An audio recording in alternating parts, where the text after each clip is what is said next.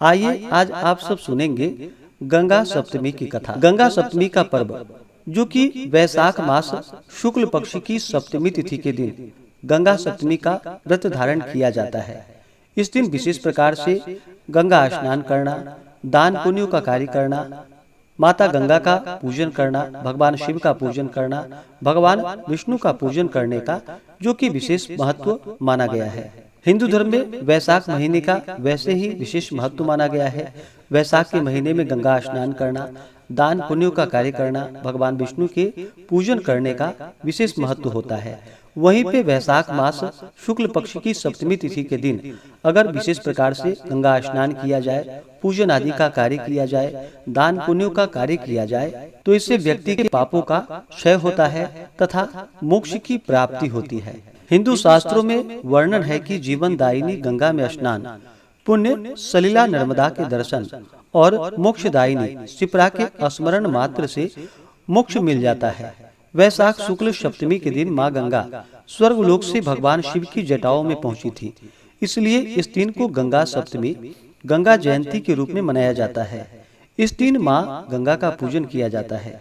गंगा सप्तमी का पर्व माँ गंगा को समर्पित है, जिससे वैशाख माह के शुक्ल पक्ष की सप्तमी तिथि को मनाया जाता है। इस दिन को गंगा पूजन और गंगा जयंती के नाम से भी जाना जाता है। मान्यता है कि इस दिन माँ गंगा का धरती पर पुनः अवतरण हुआ था। गंगा सप्तमी के दिन अगर कुछ उपाय किए जाएं, तो मनुष्यों के पाप का क्षय होता है तथा मोक्ष की प्राप्ति होती है। वैसे तो गंगा स्नान का अपना अलग ही महत्व है, लेकिन वैशाख शुक्ल सप्तमी तिथि के दिन गंगा स्नान करने से मनुष्य सभी दुखों से मुक्ति पा जाता है। इस दिन पुण्यदायी कार्य करने से सभी पापों का क्षय होता है। इस दिन दान पुण्य का विशेष महत्व है, अतः इस तिथि पर गंगा स्नान, तप, ध्यान तथा दान पुण्य करने से मोक्ष की प्राप्ति होती है। मान्यता है कि इस दिन गंगा पूजन से मांगलिक दोष से ग्रसित जातकों को विशेष लाभ की प्राप्ति होती है। विधि विधान से किए गए गंगा का पूजन अमोघ फल प्रदान करता है। कहा जाता है कि गंगा नदी में स्नान करने से 10 पापों का हरण होकर अंत में मुक्ति मिलती है। गंगा सप्तमी के पर्व पर माँ गंगा में डुबकी लगाने से मनुष्य के सभी पाप धुल जाते हैं। इस पर्व के लिए गंगा मंदिरों सहित अन्य मंदिर पर भी विशेष पूजा अर्चना की जाती है। गंगा सप्तमी के दिन गंगा पूजन एवं स्नान से रिद्धि सिद्धि यश सम्मान में वृद्धि होती है। इस दिन माता गंगा में स्नान करके, जो कि इनका गंध पुष्प धूप दीप आदि से पूजन करना चाहिए, दीप आदि का दान करना चाहिए। जहाँ तक हो सके जल से भरा हुआ घड़ा का शरबत का दान करना चाहिए। अन्न वस्त्र गौ स्वर्ण भूमि जो भी कार्य दान पुण्यों का कार्य करे, उसका पुण्य फल प्राप्त होता है। तो आइए सुनते हैं गंगा सप्तमी से जुड़ी हुई पौराणिक कथा। तो बोलिए प्रेम से गंगा माता की जय, सर्वदेवी देवता की जय। पौराणिक कथाओं के अनुसार जिस दिन माँ गंगा का धरती पर आगमन हुआ था, उसे गंगा दशहरा कहा जाता है। माना जाता है कि भागीरथ के पूर्वजों की आत्मा की शांति के लिए धरती पर गंगा लाना चाहते थे, क्योंकि एक श्राप के कारण केवल माँ गंगा ही उनका उद्धार कर सकती थी, जिसके लिए उन्होंने माँ गंगा की कठोर तपस्या की।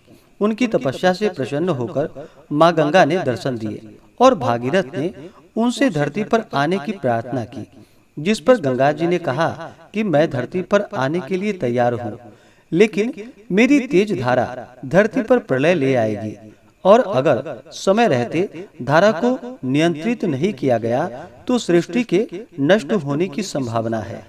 जिस पर भागीरथ ने उनसे इसका उपाय पूछा और गंगा ने शिव जी को इसका उपाय बतलाया। माना जाता है कि माँ गंगा के प्रचंड वेग को नियंत्रित करने के लिए भगवान शिव ने उन्हें अपनी जटाओं में समा लिया, जिससे धरती को प्रलय से बचाया जा सका, और उसके बाद नियंत्रित वेग से गंगा को पृथ्वी पर प्रवाहित कराकर, जिसके बाद भागीरथ ने अपने पूर्वजों की अस्थियां प्रवाहित कर उन्हें मुक्ति दिलाई।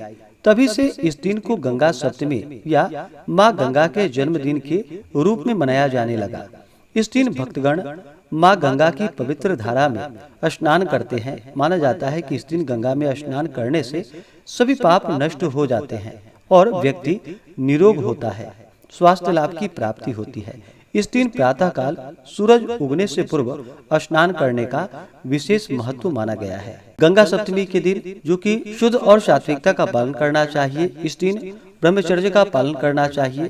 तामसिक वस्तुओं का, नशीले पदार्थों का सेवन नहीं करना चाहिए। माता गंगा का, भगवान शिव का, भगवान विष्णु का पूजन करना चाहिए। स्मरण, नाम जप, दान पुण्यों का कार्य करना चाहिए।